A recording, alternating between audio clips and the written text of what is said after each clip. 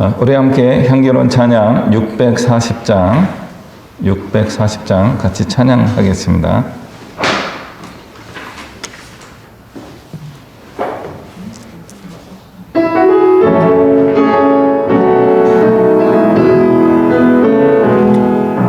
주의 보좌로 나아갈 때에 어떻게 나아가야 할까?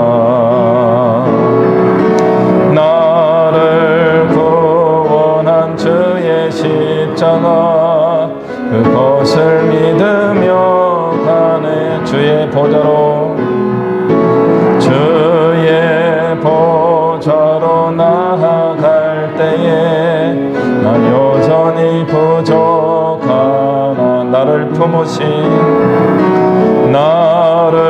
품으신 주의 그 사랑 그것을 믿으며 가네.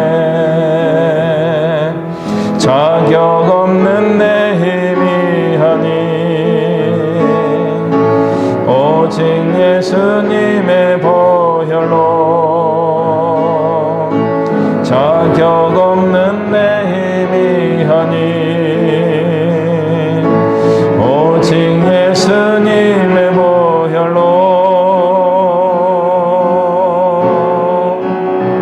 십자가의 보혈 완전하신 사랑 힘입어 나아갑니다. 십자가의 보혈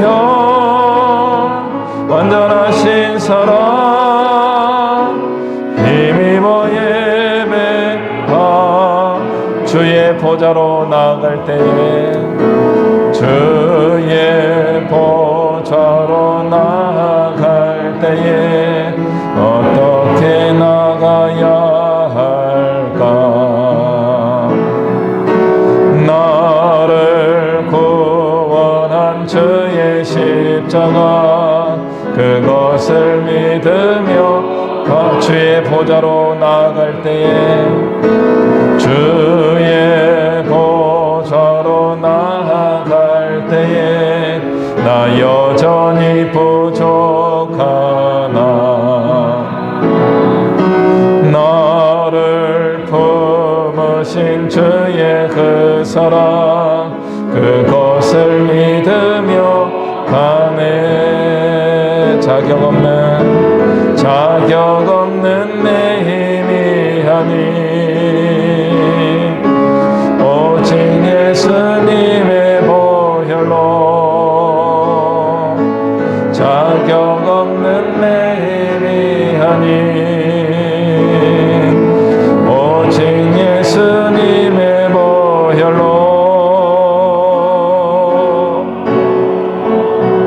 십자가의 보혈 완전하신 사랑 힘입어 나아갑니다. 십자가의 보혈 완전하신 사랑 힘입어 나아갑니다. 십자가의 보혈 완전하신 사랑 힘입어 나아갑니다. 십자가의 보혈 완전하신 사랑 힘입어 예배 십자가의 보혈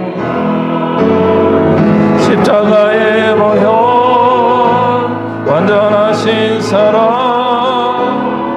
힘입어 나아갑니다. 십자가의 보혈 완전하신 사랑 힘입어 예배합니다.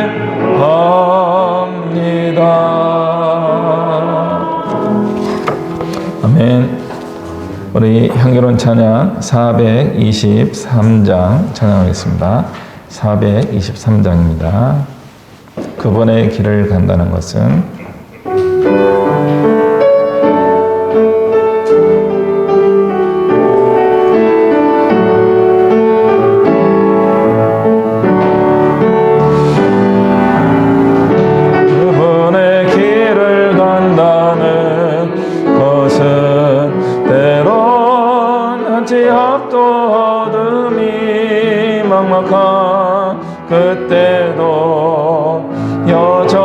숨쉬고 있는 주 소원으로 내 소망 채우는 것, 그분의 길을 간다는 것은 때론 감당 못할 승리의 기쁨, 그때도 여전히 변함이 없는 주 겸손함으로 내 욕심 버리는 것. 때론 너무 힘에 겨워 가끔씩 뒤돌아보고플 때마다 늘 언제나 변함없이 날 붙드시고 함께 가시는 주님,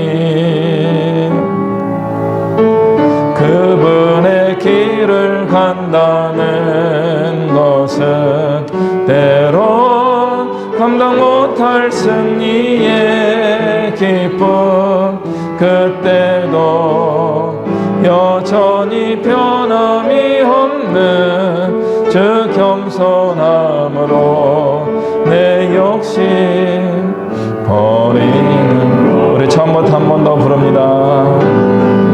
그분의 길을 간다는 것은 때론 한치 앞도 어둠이 막막한 그때도 여전히 숨쉬고 있는 주 소원으로 내 소망 채우는 것, 그분의 길을 간다는 것은 때론 감당 못할 승리의 기쁨, 그때도 여전히 변함이 없는 주 겸손함으로 내 욕심 버리는 것. 때론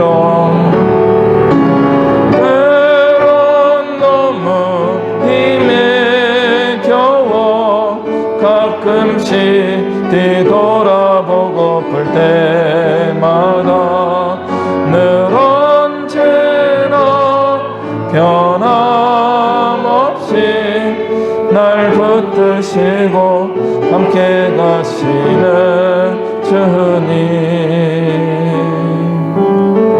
그분의 길을 간다는 것은 때론 감당 못할 승리의 기쁨, 그때도 여전히 변함이 없는 주 겸손함으로 내 욕심 버리는 것. 아멘. 우리 교회 소식 잠깐 전해드리겠습니다. 오늘도 함께 예배하는 모든 성도님들을 주님 안에서 주님의 이름으로 축복합니다. 다음 주 11월 28일에 우리 공동의회를 개최하려고 합니다. 지난 주에 우리 장로님들과 함께 정책당회를 잘 마쳤습니다. 그래서 2021년도까지 있었던 우리 연교회 모든 사역과 금년에 있었던 일들을 저희가 정리를 하였고요.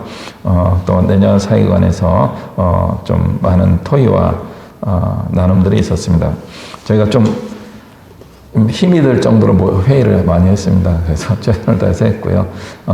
다음 주 마지막 주일날 우리 전체 성도님들과 함께 이런 내용들을 같이 나누면서 우리 2022년도를 믿음으로 준비하는 그런 시간을 갖도록 하겠습니다. 그래서 공동회를 위하여 기도하는 마음으로 준비하시고 참여해 주시면 좋겠습니다.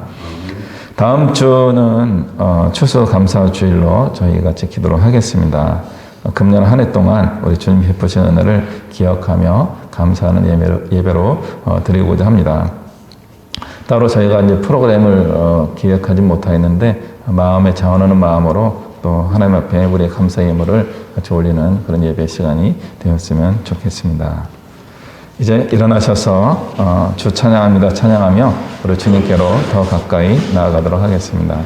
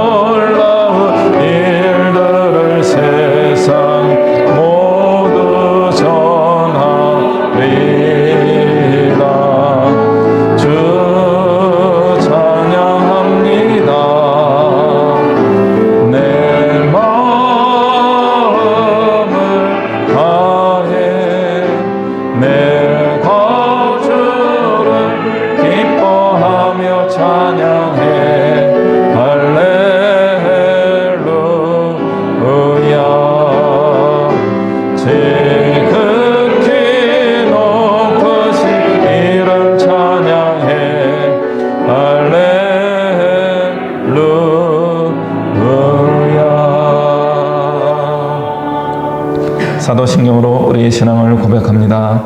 나는 전능하신 아버지 하나님 천지의 창조주를 믿습니다. 나는 그의 유일하신 아들 우리 주 예수 그리스도를 믿습니다. 그는 성령으로 잉태되어 동정녀 마리아에게서 나시고 본디오 빌라도에게 고난을 받아 십자가에 못 박혀 죽으시고 장사된 지 사흘 만에 죽은 자 가운데서 다시 살아나셨으며 하늘에 오르시어 전능하신 아버지 하나님 우편에 앉아 계시다가 거기로부터 살아있는 자와 죽은 자를 심판하러 오십니다. 나는 성령을 믿으며 거룩한 공교회와 성도의 교제와 죄를 용서받는 것과 몸의 부활과 영생을 믿습니다. 아멘. 찬송가 25장 찬양하겠습니다.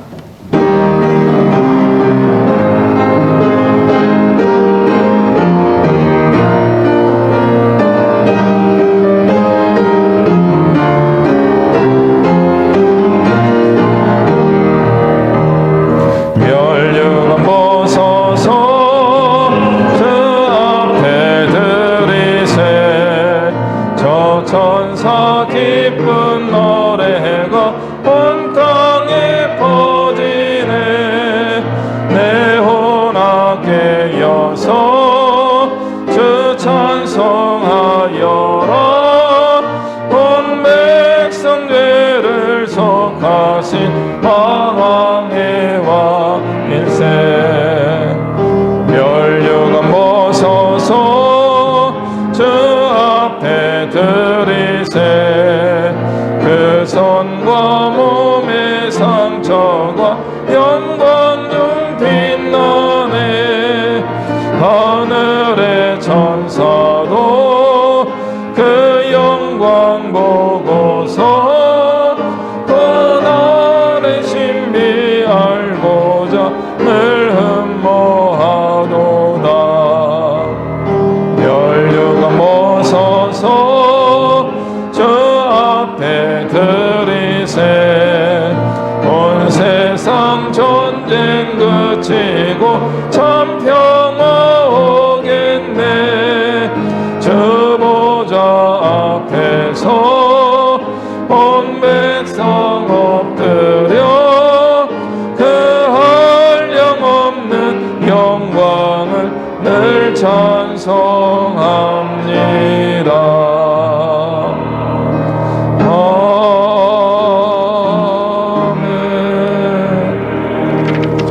김혜경 권사님 나오셔서 기도해 주시겠습니다.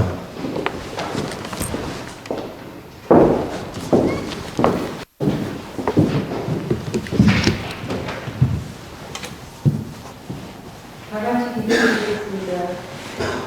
사랑과 은혜가 충만하신 하나님, 주님의 거룩하심을 찬양합니다. 이제 올해도 한 달하고 2주를 남겨놓고 있습니다. 오늘 아버지께 나와 기도하오니 응답하여 지난 11달 동안도 주님의 은혜 가운데 건강하고 복되게 지내게 하심을 감사합니다. 오늘도 저희들에게 새로운 날을 허락하셔서 하나님의 은혜 가운데 함께 모여 예배를 주게 되어 진심으로 감사드립니다. 항상 우리에게 사랑과 은혜를 베풀어 주시는 하나님, 이 험난한 세상 가운데서 늘 저희를 지켜 보호하여 주시는 은혜에 감사드립니다. 주님께서는 저희들을 택하여 주시고 보호하시고 지켜주셨지만 저희들은 주님의 뜻을 깨닫지 못하고 나태함으로 하나님의 뜻을 거스르기도 했습니다. 주님, 저희들을 불쌍히 여기셔서 죄 가운데서 구해주시고 하나님께 충성된 삶을 살 수 있도록 도와주옵소서. 붙잡아 주시옵소서. 주님, 이 시간 예배드리는 모든 성도들과 함께하여 주시고 한 사람 한 사람을 자비로운 손길로 어루만져 주시고 능력의 손으로 붙잡아 주옵소서. 믿음이 연약한 심령에게는 강하고 담대한 믿음을 허락하시고 말씀에 목마른 심령에게는 깨닫는 은혜를 베풀어 주시옵소서. 또 질병으로 고생하는 성도들에게는 치유의 역사가 있게 하옵소서. 마음과 물질로 힘들어하는 성도들에게는 성령의 위로함과 물질의 풍요로움을 축복하여 주시옵소서. 세우신 담임 목사님에게 건강과 지혜와 성령 충만함을 허락하여 주옵소서. 말씀을 전하시는 담임 목사님과 말씀을 듣는 저희들에게 하늘의 큰 은혜와 평강이 넘치게 하시며 전심으로 하나님께 영광 돌리게 인도하여 주옵소서. 하나님께 찬양으로 영광 돌리는 찬양대의 찬양을 기쁘게 받아주시옵고 축복하여 주옵소서. 11월 둘째 주입니다. 이제 올해도 남은 한 달을 잘 마무리하고 삶 속에 감사가 넘치는 삶이 되게 하옵소서. 하나님 아버지, 이 시간 주님께만 집중하여 온 정성으로 드리는 우리의 예배를 받아주시고 우리에게는 큰 은혜와 축복의 시간이 되게 하여 주옵소서. 우리의 감사를 모아서 우리 주 예수 그리스도의 이름으로 기도드려옵나이다. 아멘.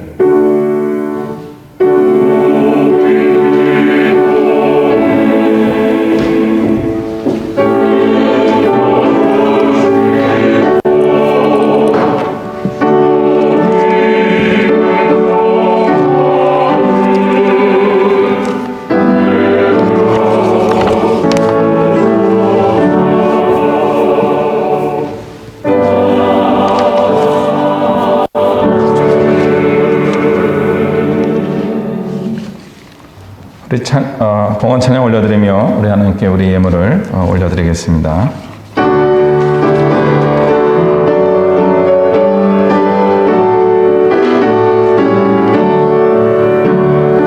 내게 있는 모든 것을 아낌없이 드리네. 사랑하고 의지하며 주만 따라 살리라. 적게 드리네, 적게 드리네. 사랑하는 구주 앞에 모두 드리네. 내게 있는 모든 것을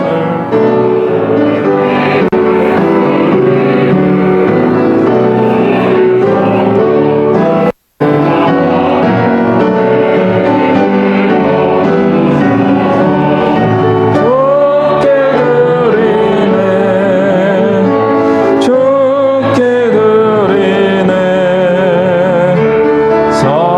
사랑하는 구주 앞에 모두 드리네.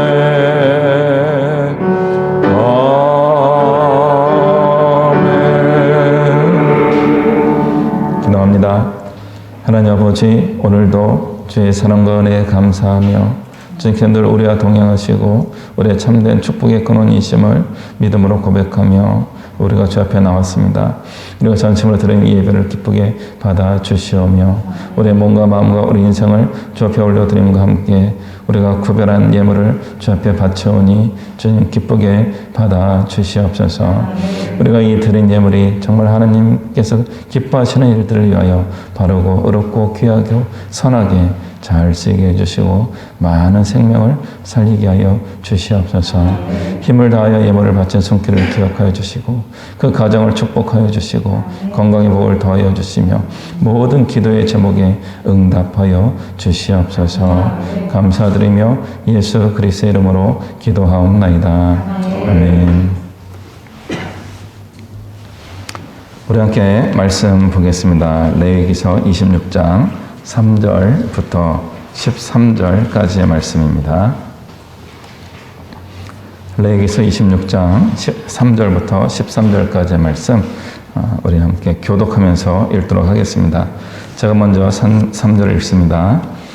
너희가 내 규례와 계명을 준행하면 내가 너희에게 철따라 비를 주리니 땅은 그 산물을 내고 밭의 나무는 열매를 주리라. 너희의 타작은 포도 딸 때까지 미치며 너희의 포도 따는 것은 파종할 때까지 미치리니 너희가 음식을 배불리 먹고 너희의 땅에 안전하게 거주하리라. 그 땅에 평화를 줄 것인즉 너희가 놀 때 너희를 두렵게 할 자가 없을 것이며 내가 사나운 짐승을 그 땅에서 제할 것이요 칼이 너희의 땅에 불행하지 않을 것이며 너희의 원수를 쫓으리니 그들이 너희 앞에서 칼에 엎드러질 것이라. 또 너희 다섯이 백을 쫓고 너희 백이 만을 쫓으리니 너희 대적들이 너희 앞에서 내가 너희를 돌보아 너희를 번성하게 하고 너희를 창대하게 할 것이며 내가 너희와 함께한 내 언약을 이행하리라. 오래 두었던 묵은 곡식을 먹다가 새 곡식으로 말미암아 묵은 곡식을 치우게 될 것이며 내가 내 성막을 너희 중에 세우리니 내 마음이 너희를 싫어하지 아니할 것이며 너희 중에 행하여 너희 하나님이 되고 너희는 같이 읽습니다. 나는 너희를 애굽 땅에서 인도하여 그들에게 종된 것을 면하게 한 너희의 하나님 여호와이니라. 내가 너희의 멍에 빗장을 부수고 너희를 바로 서서 걷게 하였느니라. 아멘.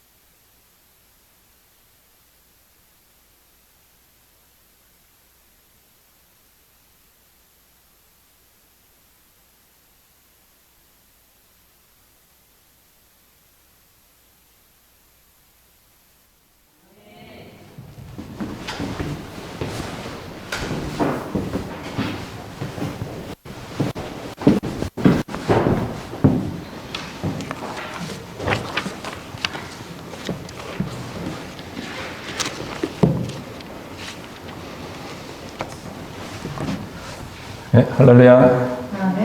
오늘도 우리 예배 가운데 우리 하나님의 은혜가 넘칠 줄 믿습니다. 우리 함께 예배하는 모든 성도님들에게 우리 하나님 베푸시는 은혜가 풍성하게 임하시게 되기를 주님의 이름으로 축복합니다. 오늘 말씀 제목은 가나안에서 누리는 복입니다. 레위기 26장인데요. 아직 가나안에 못 들어갔습니다. 가나안에 못 들어가 있는 상태임에도 불구하고 이제 곧 가나안에 들어갈 준비가 되었다라고 하나님이 보신 겁니다. 그래서 하나님께서 이제 어떤 준비를 하셨느냐. 일단 이집트를 탈출하는 출애굽을 하게 된 거죠. 그리고 하나님을 예배하기 위한 성막을 만들기 위하여 여행을 가죠. 시내산까지 가는 그 여행이 있었고요. 그래서 성막을 만들고 바로 예배하면 될 줄 알았는데 계명을 주십니다. 율법을 주십니다. 믿음의 백성들은 이렇게 살아야 된다라고 하는 규범을 주신 거죠. 그래서 출애굽기 후반부에 그런 이야기가 나오고 성막을 어떻게 세워야 되는지 그런 구체적인 이야기를 해주시고 또 성막을 짓는데 한 10개월 정도 진행되면서 성막을 짓게 됩니다. 레위기 1장부터 시작하면서 이제는 성막을 지었으니까 예배를 해야 되죠. 그때는 이제 제사였습니다. 우리 한국식의 제사하고 다르죠. 우리의 제사는 이제 조상들에게 좀 바치는 그런 느낌이 있는데 제사가 두 종류가 있습니다. 그 유교적 관점에서 이제 조상을 기념하는 그런 제사가 있고 성황당 같은 데 비는 거죠. 바닷가 같은 데 사는 분들은 용신제 이런 것들이 있습니다. 또 산에 근처에 사는 사람들은 이제 산신령에게 어떤 뭐 산신제 이런 것들을 더 드리게 됩니다. 그러니까 인간을 초월한 어떤 존재들에게 뭔가 음식을 차려놓고 비는 행위가 이제 제사인 거죠. 성경에 나오는 하나님을 예배하는 제사도 형식은 똑같습니다. 그 똑같은 형식에서 차이는 무엇인가 할 때 예배를 받는 대상의 차이가 있습니다. 그러니까 다른 제사의 대상들은 헛개비들이죠. 가짜들입니다. 근데 우리 성경에 나오는 여호와 하나님은 참된 하나님, 유일하신 하나님이십니다. 그래서 우리 예배를 받으실 만한 분이시죠. 그럼에도 불구하고 그 제사 방식은 고대에 있었던 다른 바알 숭배라든가 아세라 숭배라든가 뭐 그런 것과 매우 유사한 형태를 띠고 있습니다. 기본적인 게 무엇인가 하면 희생입니다. 희생. 여기서 희생이라는 것은 손해를 본다 그런 뜻입니다. 한 가지는 손해를 본다 그런 뜻이고 또 한 가지는 생명을 바친다 그런 뜻이 있습니다. 피를 흘리는 것이기 때문에 그렇습니다. 그래서 이제 첫 번째 예배를 잘 드리죠. 그 첫 번째 예배는 아론의 집안을 제사장 집안으로 세우는 그 예배였습니다. 그리고 그 외에 다양한 이제 제사 행위를 하면서 이스라엘 사람들이 하나님을 진정으로 예배하는 것을 이제 경험하게 됩니다. 그리고 그런 예배를 다 마친 사람들에게 하나님이 또 11장부터 25장까지 이렇게 살아야 된다라고 하는 말씀을 해주십니다. 이게 규례와 계명입니다. 오늘 26장 3절에 나오는 것처럼 이 모든 너희가 내 규례와 계명을 준행하면이라고 할 때 26장 앞부분까지 있는 11장부터 26장까지의 그 내용을 이야기하는 것입니다. 그러니까 우리가 기본적으로 상식적으로 알고 있는 십계명이라든가 뭐 모세 율법이라든가 그런 것을 포함하지만 실제적으로 이 부분에서는 레위기 11장부터 26장 앞부분까지 이어지는 다양한 너희 백성들은 이렇게 살아야 된다라고 하는 명확한 말씀을 의미하는 것입니다. 너희가 가나안 땅에 들어가면 지금까지 이야기한 이것을 지켜야 한다라는 그런 뜻입니다. 그렇게 하면 복을 받을 것이다. 그럼 굉장히 이상한 걸 보셔야 됩니다. 레위기가 27장까지 있죠. 그래서 제사에 관한 장수는요 1장부터 10장까지입니다. 1장부터 10장 10개의 장으로 구성되어 있고요. 너희는 이렇게 살아야 된다는 얼마큼 있어요? 11장부터 25장까지만 계산하더라도 15장 정도의 말씀으로 되어 있습니다. 그럼 예배가 더 중요합니까? 이스라엘 사람들의 삶이 더 중요합니까? 예배가 더 중요한 것처럼 느껴지긴 하지만 분량으로 볼 때 제사에 대한 이야기보다 삶에 대한 규범이 더 많다라고 할 때 어떤 면에서는 삶에 대한 규범이 더 중요할 수도 있습니다. 그러니까 레위기 제사는 주로 누가 하면 됩니까? 물론 이스라엘 백성 전체가 하나님을 예배하는 제사에 참여하고 제물을 바쳐야 되는 예배의 당사자이긴 하지만 그것들을 모아서 하나님께 예배하는 바른 예배를 드리는 것은 레위 지파와 제사장의 업무라고 할 수 있습니다. 그래서 그 사람들이 잘 하면 되는 거죠. 그 순서라든가 집례라든가 뭐 이러한 전 절차들에 대해서는 일반 백성들이 고민할 게 별로 없습니다. 제물만 갖다 주면 돼요. 조건은 하나입니다. 흠 없는 제물을 바치는 겁니다. 나의 집에 있는 가장 좋은 것을 레위 사람들에게, 제사장에게 가져다 주면 그 사람들이 다 이렇게 해줍니다. 비교 대상은 아니지만 결혼식이랑 비슷합니다. 우리가 평생에 결혼식을 몇 번 하겠습니까? 뭐 어떤 사람은 뭐 2번도 하고 3번도 할 수 있지만 일반적으로는 한 번 합니다. 그리고 자녀들이 많은 그런 가정일 때는 부모님들은 뭐 첫째, 둘째, 셋째 뭐 이렇게 보내면서 결혼식을 뭐 2-3번 더 할 수는 있습니다만은 늘 할 때마다 뭡니까? 우리는 결혼식의 초보자입니다. 나도 해봤고 우리 자녀들을 지켜보고 이런 다양한 그 또 남의 결혼식에 다 참여해서 하객으로도 다 갔다 와 봤는데도 불구하고 그 결혼식의 모든 순서와 절차를 우리가 다 해내기가 쉽지 않습니다. 그래서 결혼식은 좀 전문가들이 해줍니다. 그 교회에서 하면은 예배식으로 쭉 진행하게 되고요. 옛날 동네 결혼식은요, 동네 어른들이 나와서 이거 아니야? 그러면서 결혼식을 해요. 그때 좀 달랐는데 뭐 기억을 더듬으면서 그렇게 합니다. 지금은 어떻게 합니까? 예식장에서 하죠. 그 예식장 직원들이 다 순서를 딱 맞춰줘가지고, 이렇게 저렇게, 뭐, 앞부분에 뭐, 어머니 2분이 이렇게 들어가셔야 됩니다. 아버지들은 언제 들어오시면 됩니다. 이런 절차들을 다 해줍니다. 구약의 제사도 이런 의미가 있습니다. 그러니까 전문가들이 그냥 그 하나님을 잘 예배할 수 있도록 이끌어주면 되는 겁니다. 일반 백성은요, 그래서 예배할 때는 제물만 잘 가져오면 됩니다. 그럼 큰 문제가 없습니다.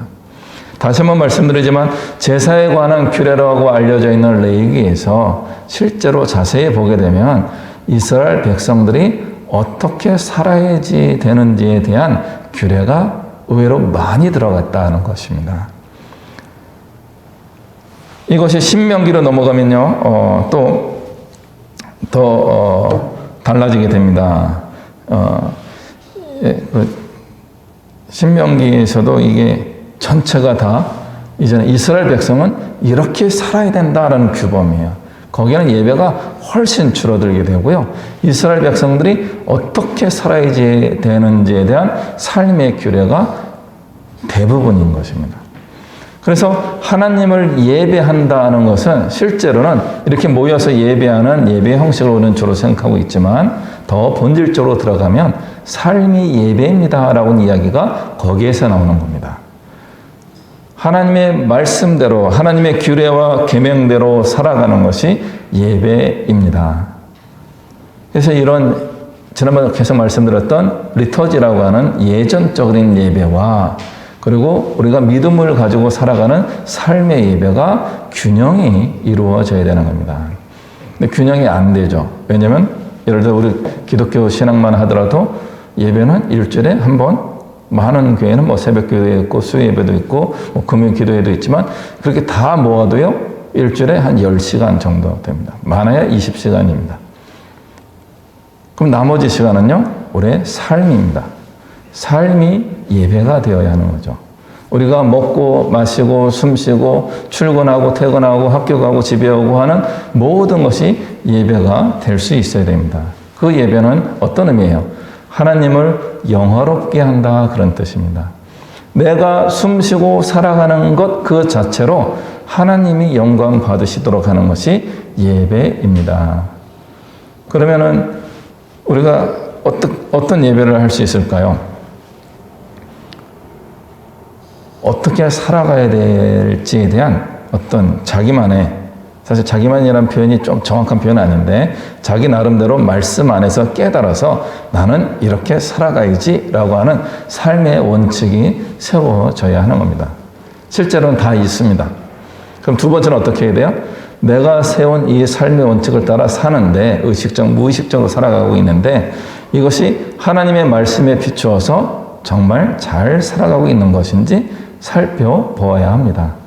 반성적이라는 것이죠. 레위기 26장 3절부터 13절까지 보면 이런 내용입니다. 계명을 잘 지키고 율례를 잘 지키면 너희가 들어가는 가나안 땅에서 복을 받게 될 것이다.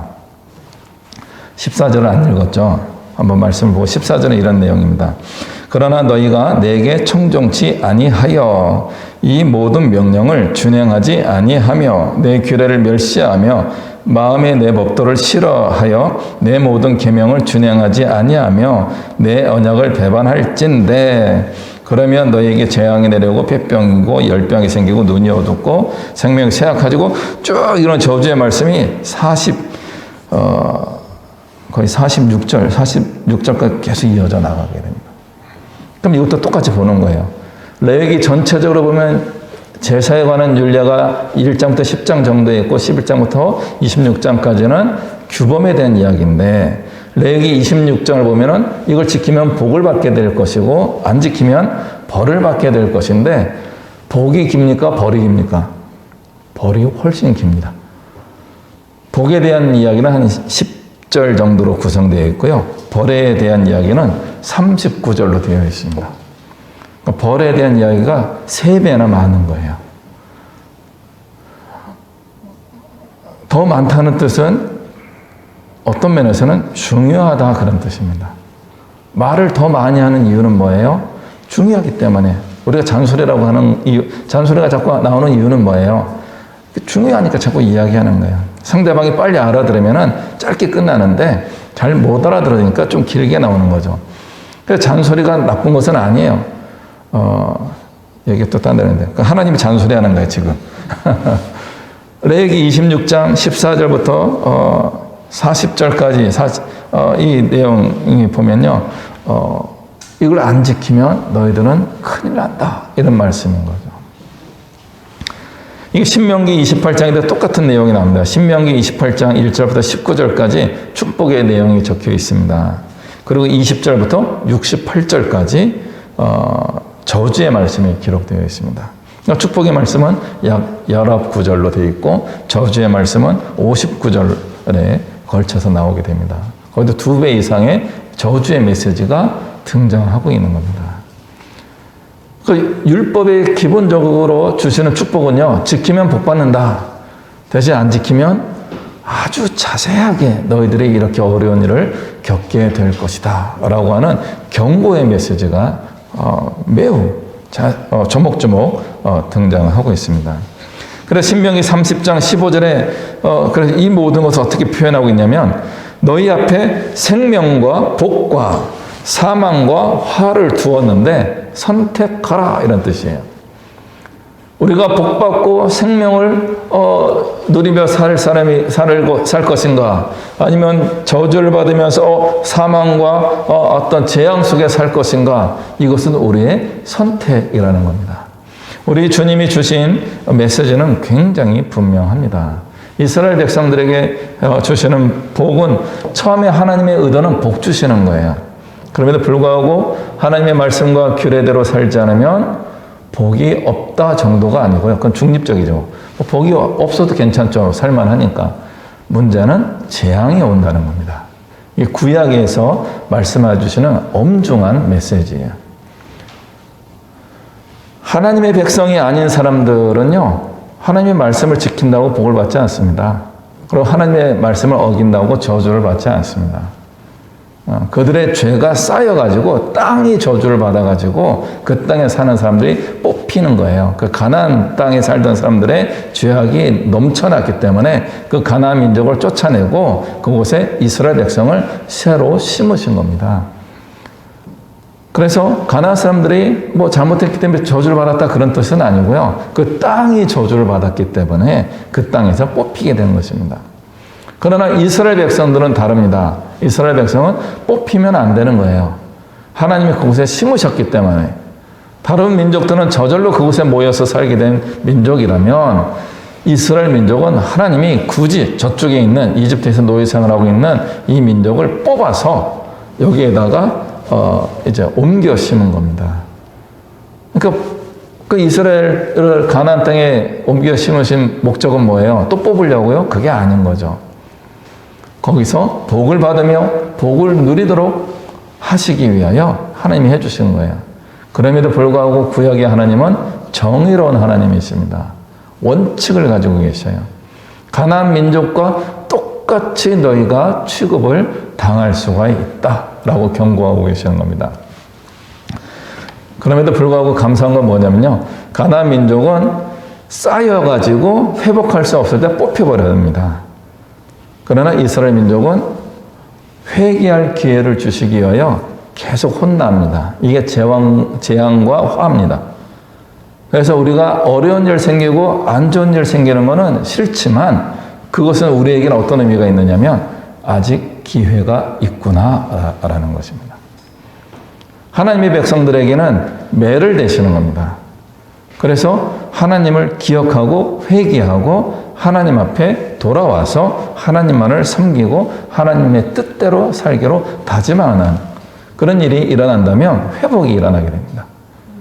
그게 안 일어나고 너무 쌓여가지고 회복 불능이 되었을 때 한참 후대죠. 바벨론에게 멸망하게 된 겁니다. 바벨론에게 멸망했음에도 불구하고 하나님은 이스라엘 민족을 기억하시고 또 회복하십니다. 1945년은 굉장히 놀라운 일입니다. 전 세계로 흩어졌던 유대인들을 영국과 미국 국가가 주도적으로 해가지고 유대인들 모여라 해서 이스라엘의 나라를 막 이렇게 만들어요. 굉장히 이상한 일입니다. 역사적으로 보고 어떤 국제 정치 이런 걸로 보면은 굉장히 이상한 일입니다. 나라가 없는 떠돌이 민족들에게 나라를 만들어 주는 거예요. 근데 우리가 신앙의 눈으로 보면요, 아직까지 하나님이 이스라엘 민족을 사랑하시는구나 이렇게 보이는 겁니다. 저는 그게 좀 많이 불편해요. 하나님 왜 이스라엘 민족을 왜 저렇게 사랑하셔서 이스라엘 민족에게 저렇게 기회를 주실까? 사막의 깡패 국가잖아요, 이스라엘이. 그러니까 정말 회개해야 돼요. 거룩한 나라가 되어야 됩니다. 얘기가 딴 데로 갈까봐 이제 다시 돌아옵니다. 그래서 하나님이 이스라엘에 대한 편애는요, 한국이 우리 대한민국을 살아가는 것만큼 특별하게 편애하셔요. 제 개인적 믿음의 고백으로는요, 하나님은 우리 대한민국도 굉장히 편애하시는 것 같아요. 참 우리나라 웃기는 나라잖아요. 그럼에도 불구하고 우리도 망했던 나라였는데 이런 회복의 역사가 있었습니다. 식민지였다가 분단된 나라는 우리밖에 없습니다. 독일은요, 전쟁을 했던 나라니까 쪼개는 게 맞아요. 그럼 어디를 쪼갰어야 돼요? 사실은 일본을 쪼갰어야 됩니다. 일본, 서일본, 동일본 이렇게 나눴어야 되는 겁니다. 그런데 우리는 한국을, 북한, 남한을 쪼개버리는 게 말도 안 되는 억울한 일로 당하는 겁니다. 그럼에도 불구하고 우리 대한민국은 하나님의 사랑을 받는 민족이 분명한 것 같습니다. 정말 우리에게 기대하시는 게 있는 게 확실합니다. 그렇다면 어떻게 해야 될 것인가? 이스라엘 민족의 모습을 우리에게 반영하면요, 원리는 똑같습니다. 하나님의 말씀과 규례를 따라서 살아가게 된다면 우리가 이 땅에서 놀라운 평화를 누리며 복을 누리며 살아가게 될 것이다 라는 것입니다. 가나안 땅에 들어가면 어떻게 하라고 하냐면요, 축복을 위하여 그리심산에 올라가라고 하고요, 저주를 위하여 에발산에 올라가라고 합니다. 하나님의 메시지는 늘 명확합니다. 복과 저주가 있습니다. 생명과 죽음이 있습니다. 그리고 그것은 하나님의 문제가 아니라 우리의 문제로 우리에게 주어집니다. 우리가 선택하게 되는 거예요. 선택의 방법은 한 가지입니다. 주의 말씀과 계명을 따라 살아가는 것입니다. 우리 신약 시대를 살아가고 있는 우리 예수님 믿는 사람들에게는 이것이 어떻게 차이가 있을까요? 똑같습니다. 문제는 구약의 계명은 뭔가 명확하게 주어진 것 같은데 신약의 예수님의 계명은 두루뭉술해가지고 죄송합니다. 긴가민가 해요. 이게 여기까지가 하나님의 뜻인가? 이게 주님의 뜻이 주님이 싫어하시는 건가? 이게 구분하기가 조금 더 어렵게 되어 있습니다. 우리 신앙이 있으면은 우리는 믿음을 인정받고 우리는 영원한 생명, 천국에 가는 복을 받게 됩니다. 그러면요, 내가 믿음이 있다 없다를 어떻게 합니까? 내가 정합니까? 목사님이 정합니까? 아니면 어떤 우리 장로들과 당회에서 그걸 정해줍니까? 아니면 세례교육을 받아가지고 신앙 고백 다 하면은 구원을 받는 게 확실합니까? 그렇게 할 때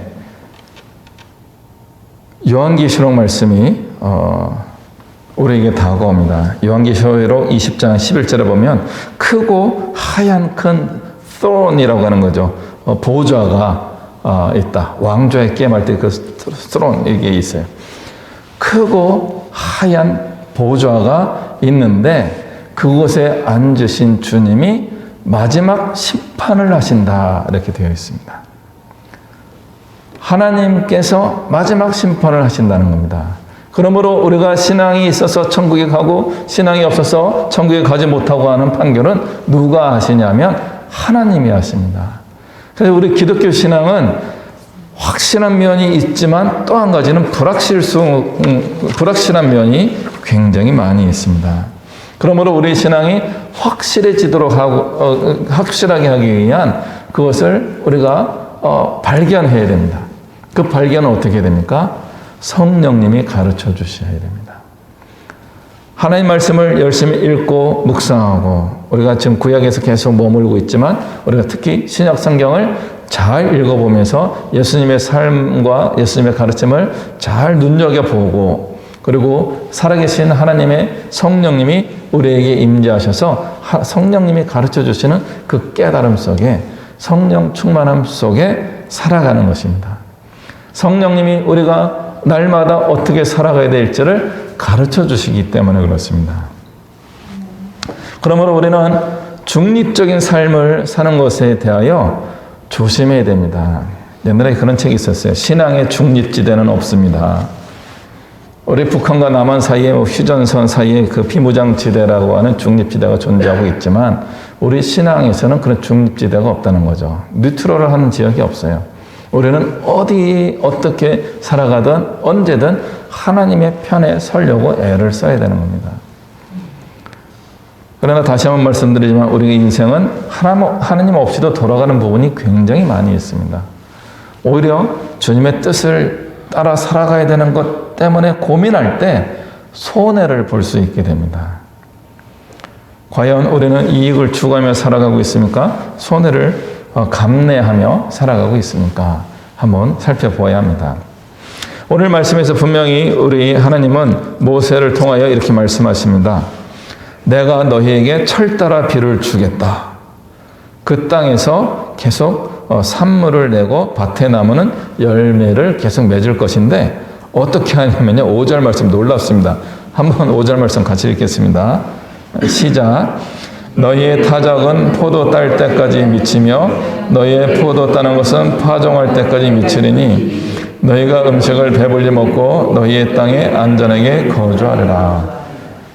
느낌이 뭐냐면요. 우리가 농사에서 이걸 추수하는데 추수할 게 너무 많아서 계속 추수하다 보니까 다음번 추수 때까지 계속 추수를 계속 한다는 거예요. 우리의 수입이 줄어들지 않는다 그런 뜻입니다. 포도 열매를 추수하는데 얼마큼 추수합니까? 다시 파종할 때까지 그 1년 내내 추수한다 그런 뜻이에요. 고대 사회에서 농경 문화 시대에서 이런 일은 없습니다. 그런데 하나님이 죄송합니다. 제가 하나님 말씀 자꾸 뻥이라는 단어를 자꾸 쓰고 있는데 마치 하나님이 우리에게 뻥을 치시는 것 같아요. 농경 문화에 어떻게 이런 일이 일어나겠습니까? 그럼에도 불구하고 하나님이 해 주시겠다라고 약속하는 겁니다. 우리의 상식을 뛰어넘는 복을 주시겠다 약속하고 계시는 겁니다. 근데 우리의 상식은 어떻게 됩니까? 현대에는요, 점점 어려운 시대로 접어들고 있다. 우리 청년들 같은 경우는 헬조선이다. 10년 전부터 계속 그런 표현들을 하고 있습니다. 어떻게 한국이 지옥입니까? 지옥이 아닙니다. 우리 이곳이 천국이 아닌 것도 마찬가지이지만 그럼에도 불구하고 하나님의 은혜와 복이 넘치는 그런 그 넉넉한 축복의 땅이 될 수 있습니다. 하나님께서는 무에서 유를 창조하시는 하나님입니다. 이런 자연의 원리를 파괴하시면서까지 이스라엘 백성에게 복을 주시겠다 이렇게 약속하시는 하나님입니다. 왜냐하면 하나님은 그런 능력을 가지고 계시기 때문에 그렇습니다. 이 세상 우주 만물을 창조하시는 하나님이 이 정도 못하시겠습니까? 다 하시죠. 근데 문제는 뭐예요? 우리의 경험과 우리의 이성과 우리의 어떤 환경에 우리가 익숙해져서 이런 하나님의 약속을 신뢰하지 못하는 것이죠. 하나님께서는 어떤 걸 또 말씀한 6절에 내가 그 땅에 평화를 줄 것인데 너희가 누울 때 너희를 두렵게 할 자가 없을 것이며 내가 사나운 짐승을 그 땅에서 제할 것이요 칼이 너희의 땅에 두루 행하지 아니할 것이다.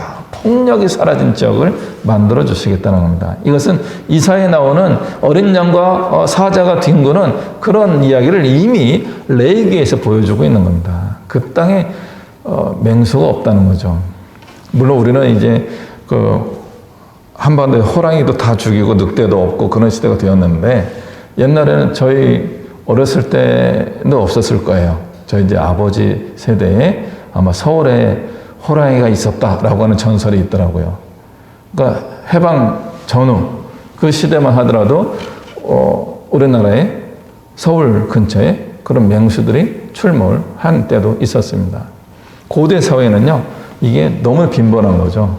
그러니까 우리 동화에도 보면 떡 하나 주면 안 잡아먹을게 하는 이야기가 그냥 나온 게 아닙니다. 그때는 그냥 호랑이한테 물려가는 일들이 자주 발생하던 시절이었기 때문에 그렇습니다.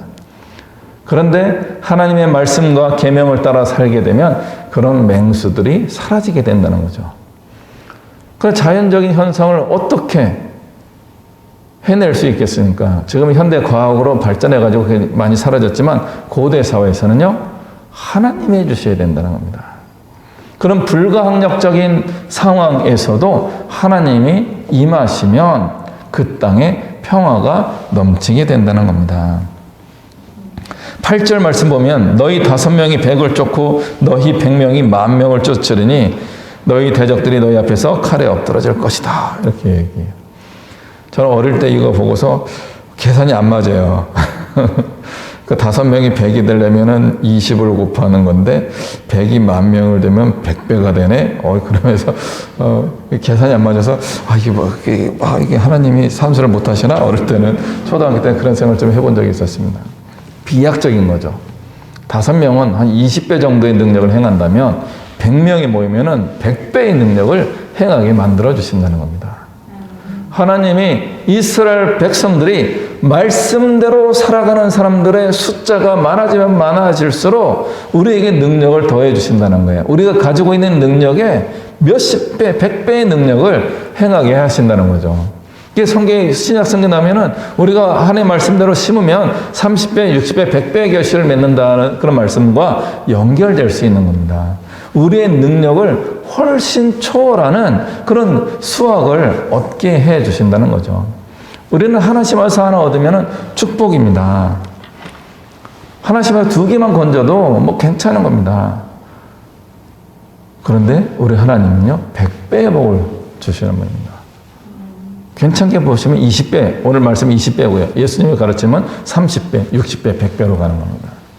하나님이 주시는 이 축복의 단위는요, 우리가 생각하는 단위와 다릅니다. 그 복을 주시겠다. 승리하게 하시겠다. 싸워서 이기게 해 주시겠다. 이것이 하나님의 계획입니다. 그 계획은 주님의 백성이 되는 것입니다. 주님의 백성이 되는 것은요, 계명과 율례를 지키는 것입니다. 제가 자주 사용하는 표현이긴 합니다. 이제 너무 많이 해서 저는 이제 좀 식상한 표현인데, 우리 대한민국 국민은 대한민국 법에 더 우선적으로 성실하게 지킵니까? 미국 법을 더 우선적으로 지킵니까? 당연하죠. 대한민국 법입니다. 그래야지만 우리는 대한민국 국적을 가진 국민이 되는 것입니다. 반대로 미국 시민이 되면요, 저는 시민권을 따본 적이 없어서 잘 모르겠는데, 시민권 인터뷰할 때 나오는 질문 중에 예상 질문 중에 하나가 이거랍니다. 한국과 미국이 전쟁을 하게 되면 당신은 어느 쪽을 지지하겠습니까? 그래서 저는 대한민국이요 그러면 시민권 탈락이에요. 한국과 미국이 전쟁하면 저는 USA 미국을 위하여 선봉에 서겠습니다. 한국을 물리치겠습니다. 이렇게 해야지만 시민권을 받을 수 있게 되는 겁니다. 그래서 저는 시민권 안 받을 것 같아요. 못 받을 것 같아요. 마찬가지입니다. 우리는 하나님의 나라의 백성이면요, 하나님의 법을 따라 살아가는 사람입니까? 세상의 법을 따라 살아가는 사람입니까? 우리는 하나님의 계명을 따라 살아가야지만 하나님의 백성이에요. 근데 내가 하나님의 백성이라고 하면서도 자꾸 미국을 이롭게 하고 중국을 이롭게 하고 러시아를 이롭게 하고 일본을 이롭게 하면요, 진정한 한국 백성이 아닌 거죠. 마찬가지로 하나님 안에서 내가 주의 말씀과 계명을 따라 살지 않으면서 어떻게 우리가 하나님의 자녀고 하나님의 백성입니다라고 고백할 수 있느냐 하는 것입니다. 하나님 나라의 백성이면 하나님 나라의 법을 준수해야 하는 겁니다. 그래야지만 하나님이 보호하시는 거죠. 미국이 좋은 이유는 뭐예요? 납치당하더라도 우리 국민은 우리가 절대로 잃어버리지 않겠다. 그런 뭐 영어도 많고 그런 거를 표방하고 있잖아요. 대한민국이 최근에 보여줬던 뭐 현장이 그런 거잖아요. 외국에서 납치된 사람들을 위하여 최선을 다해 우리 국민을 데려오는 거. 어떤 대가를 치르더라도 데려오겠다. 그걸 자꾸 보여주는 거잖아요. 하나님도 마찬가지입니다. 하나님의 백성들을 어떤 대가를 치르더라도 구해주시는 것이 하나님의 원칙입니다. 그 원칙의 복을 받기 위해서는, 그런 은혜와 안전 가운데 살기 위해서는요, 우리의 믿음이 확실해야 되는 거죠. 하나님이 저를 보시고 내 백성인 것 같기도 하고 아닌 것 같기도 한데, 그러면요 정말 애매한 겁니다.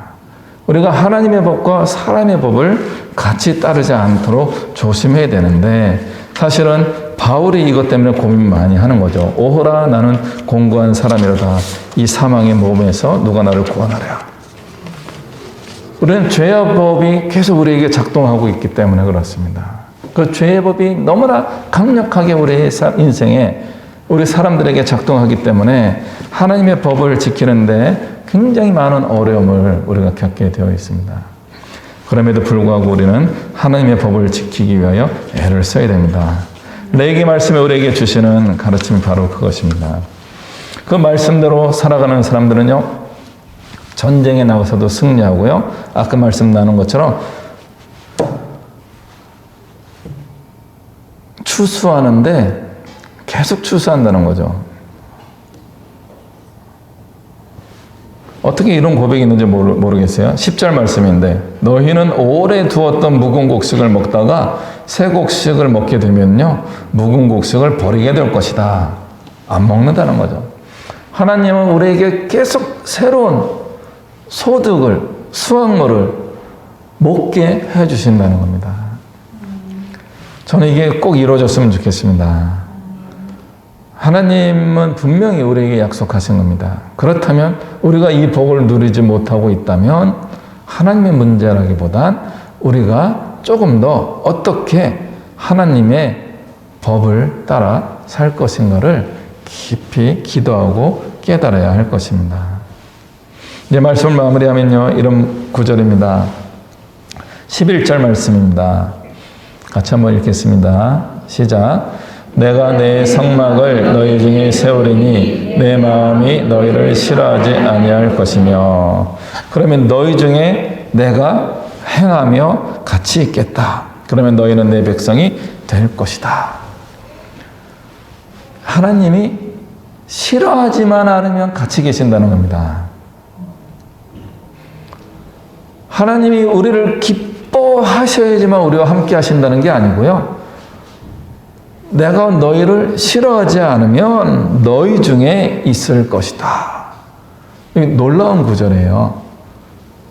우리의 신앙의 레벨이 아주 높은 수준에 올라갈 필요가 없는 거죠. 기본 수준만 넘어가도 하나님은 우리와 함께 하시는 겁니다. 여기서 이 성막은 뭐예요? 하나님이 임재하시는 지성소가 있는, 하나님을 예배하는 그곳을 의미하는 것입니다. 하나님을 예배하는 그 장막이, 텐트가 우리 중에 있는 거죠. 그 텐트가 있다고 하나님이 계시는 게 아니에요. 그곳에 하나님이 임재하셔야지만 구름 기둥과 불 기둥으로 오셔야지만 그 성막이 성막다워지는 겁니다. 나중에 솔로몬이 성전을 짓고 이 성전이 하늘의 하나님을 모시기에도 작은 곳입니다. 이렇게 그럼에도 불구하고 우리가 이 성전을 향하여 손들고 기도하면 우리의 기도를 들어주옵소서. 그렇게 간구를 하게 됩니다. 그랬더니 하나님 뭐라고 하시는지 아십니까? 그래, 내가 너의 기도대로 이 성전에 임재해 주겠다. 그러나 너희가 올바른 믿음을 가지고 살아가지 않으면 내 이름을 두겠다고 한 이 성전을 다 허물어 버리겠다. 하나님의 원칙은 바로 그거예요. 하나님을 예배하기 위하여 성전을 짓고 성막을 세우고 거룩한 제사를 잘 드렸다고 해서 기분 좋으네 하고 계시는 게 아니고요. 그냥 기본적으로 큰 죄를 짓지만 않아도 같이 계시겠다 그러는 것입니다. 그럼 하나님은 언제 떠나시는 거예요? 악취가 진동할 때 떠나십니다. 더 이상 내가 이곳에 있을 수가 없구나. 더러워서 견딜 수가 없구나. 할 때 떠나시는 겁니다. 그래서 싫어하지 아니할 것이며 이 말씀을 우리는 신중히 바라봐야 됩니다. 그러면 이 정도만 해도 하나님이 나를 안 떠나셨네, 복을 주시네, 하나님의 임재가 느껴지네, 그게 우리에게 착각이 될 수 있습니다. 이 정도 신앙생활 하는데 벼락이 안 떨어지네? 괜찮구나. 그러면서 우리가 잘못된 용기를 얻을 수가 있습니다. 더 열심히 하나님을 두려워하는 마음으로, 경외하는 마음으로 하나님을 예배하며 살려고 하는 그런 더욱더 올라가는 신앙이 아니라 그냥 이 정도면 괜찮구나 하다가 어느 순간인가부터 내려가기 시작하는 겁니다. 우리의 신앙의 수준이 자꾸 내려가는데도 불구하고 하나님이 우리 가운데 계시다는 걸 자꾸 느끼기 때문에 괜찮구나, 안전하구나 이렇게 느끼는 겁니다. 그때 조심해야 됩니다.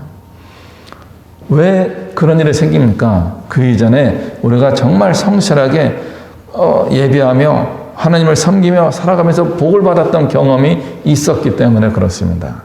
그러다가 주님이 내가 그렇게 살지 않는데도 늘 함께 하시고 복 주시는 것을 경험했기 때문에 그런 것입니다. 다시 올라가야 됩니다.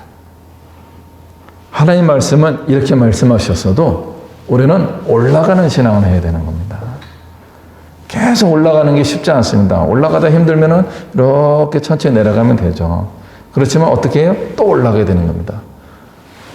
적정 수준 이하로 내려가지 않도록 조심해야 되는 겁니다.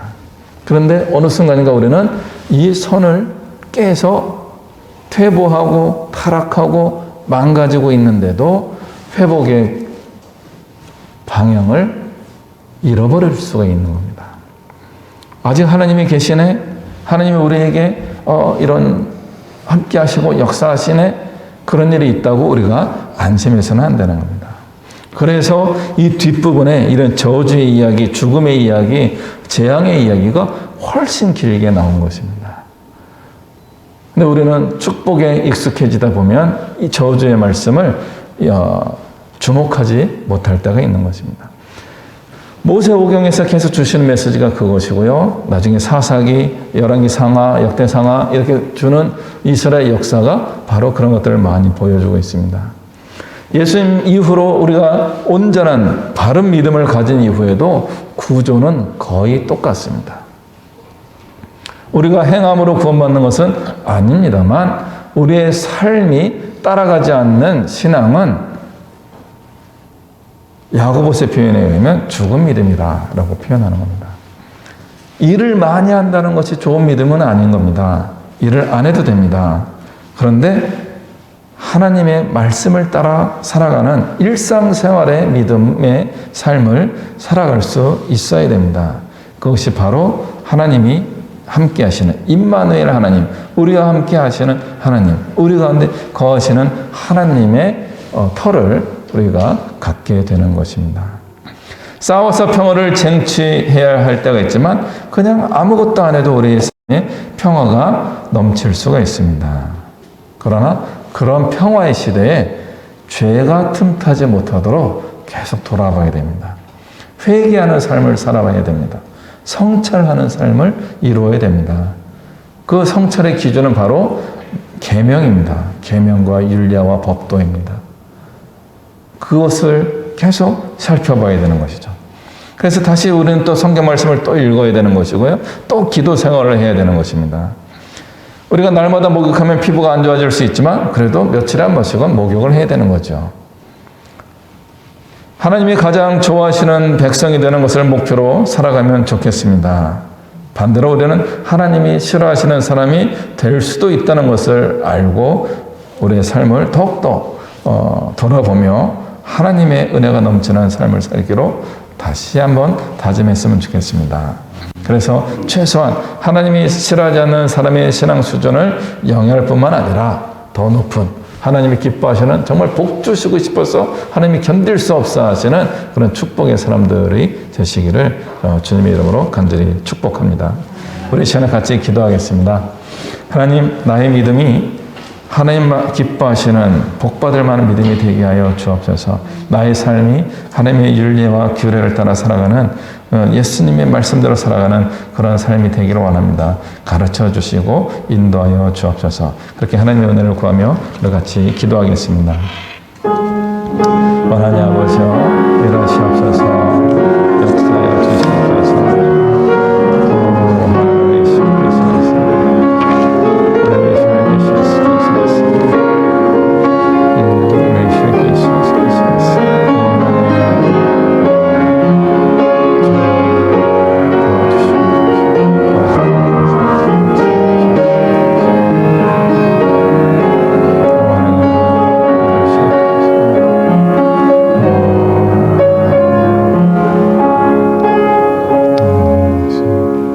사랑과 은혜가 충만하신 하나님 아버지, 그렇습니다. 우리가 다시 한번 우리가 주의 윤리와 법도를 기억하고 하나님이 기뻐하시는 삶을 살기로 다짐합니다. 지금 가르쳐 주시고 인도하여 주옵소서. 우리의 모든 삶이 하나님을 기쁘시게 드리는 예배의 삶이 되게 하여 주옵소서.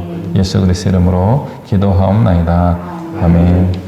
우리 함께 일어나셔서 찬송가 413장 같이 찬양하겠습니다.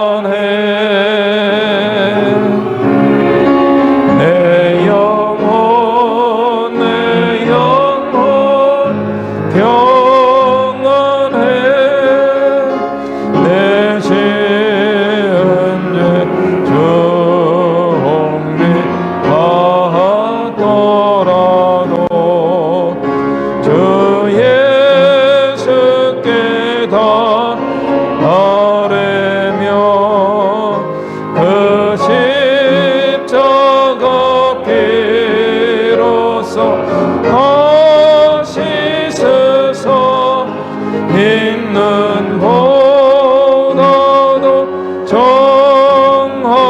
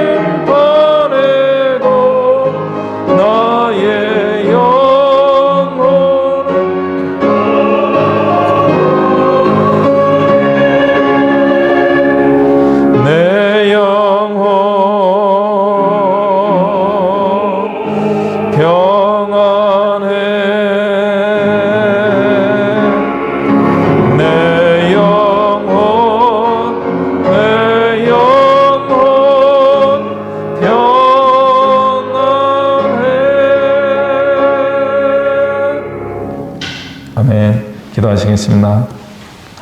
이 시간도 늘 우리와 함께 하시는 우리 주 예수 그리스도의 은혜와 살아계신 하나님 아버지의 크고 영원하신 사랑과 성령 하나님의 가르쳐 주시고 도와주시는 그 인도하심의 축복이 하나님의 계명과 윤례를 따라 살겠습니다. 하나님을 영화롭게 하며 나의 삶을 통하여 생명의 복음이 널리 전파되도록 하는 거룩한 삶을 살겠습니다. 라는 믿음의 고백을 하며 나아가는 이곳에 머리 숙인 주님의 백성들 머리 위에와 주의 복음을 전하시기 위하여 땅끝까지 이르러 애쓰시는 선교사님들과 그 가정과 그 모든 사역 위에 이 나라와 이 민족 위에 모든 열방 위에 이제부터 영원토록 함께 하시기를 간절히 축원하옵나이다. 아멘.